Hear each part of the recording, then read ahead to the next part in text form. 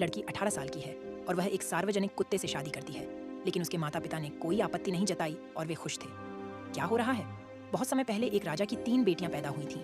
हर एक उनसे फूल की तरह खूबसूरत है। तीनों राजकुमारियों की देखभाल के लिए एक बूढ़ी औरत ढूंढी गई, लेकिन बूढ़े आदमी की सुनने में दिक्कत है। अचानक जो बंदर उसे देखने आया था, उसने वास्तव में उसके कान से कीड़ा पकड़ लिया। उन्होंने कीड़े को टोकरी में डाल दिया। कमाल की बात है कि टोकरी से अचानक एक सुनहरी रोशनी निकल आई।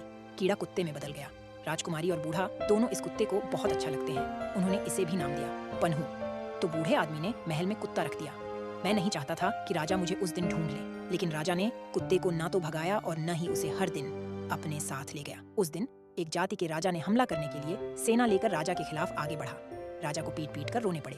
वो हर रोज परेशान रहता था। जल्दी से उसने नोटिस लगा दिया, जो कोई भी राजा को मार देगा उसे 10,000 टोले सोने का पुरस्कार नहीं मिलेगा, बल्कि उसकी बेटी को उससे शादी करानी होगी। मैंने नहीं सोचा था कि भीड़ में एक कुत्ता बाहर निकल जाएगा और पीले बैग को फाड़ देगा। क्या कुत्ते अब इतने बढ़िया खेलते हैं? चर्चा तेज थी। पन्हू ने पीले बैग वाले राजा को ढूंढा। राजा भी कॉन्फ्यूज्ड हो गए। उसने पन्हू से पूछ लिया, 5 रंग का कुत्ता, क्या तुम राजा को मार सकते हो? पन्हू के आत्मविश्वास से भरे जवाब को सुनकर राजा खुश हुआ। वह जाने से पहले कुत्ते को स्टू मांस खाने के लिए खास बुलाया और उसने उसे एक ड्रिंक का ऑफर दिया। उसे आशा थी कि वह जीत के साथ वापस आएगा। जल्द ही कुत्ता अकेले निकल पड़ा। वह पहाड़ पार करके दुश्मन के शिविर में पहुंचा और राजा के घर में घुस गया। राजा ने एक कुत्ते को देखा था। वह एक गुट में था, लेकिन राजा ने उन्हें रोक लिया। तुम अपने मालिक के साथ क्यों नहीं हो? पेड़ गिर जाता है, लोमड़ी और कुत्ता भाग जाते हैं। खुश राजा अब खत्म होने वाला है, सही ना? हाँ, राजा ने सिर्फ पन्हू को नहीं भगाया, बल्कि उसका स्वागत भी किया और एक राजस्थानी भोज आयोजित किया।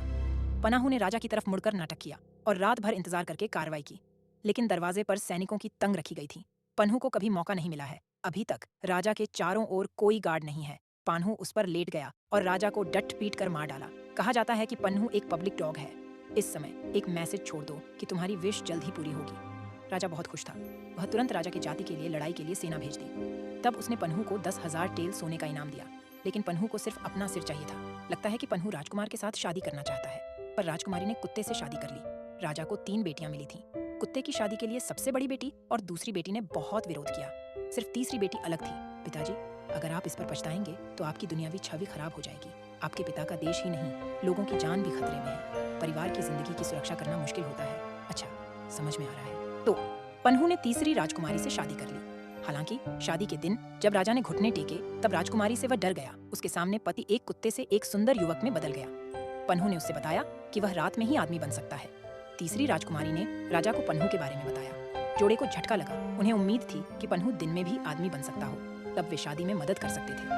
रात में पन्हू ने अपनी पत्नी से बताया कि उसे एक आदमी बनने के लिए रात में ही बनना पड़ता है। 7 दिन और 7 रात तक स्टीमर में रखना होगा। तो पन्हू को स्टीमर में डाल दिया गया था और भाप लेना शुरू हो गया। 7वें दिन स्टीमर में एक बदबू आने लगी। पन्हू एक दिन में आदमी बन गया। अंत में राजा ने अपनी पत्नी को जमीन के साथ साथ उस आदमी को भी पन्हू का राजा बना दिया। उनके 6 बेटे और 6 बेटियां थीं और वे खुश रहते थे।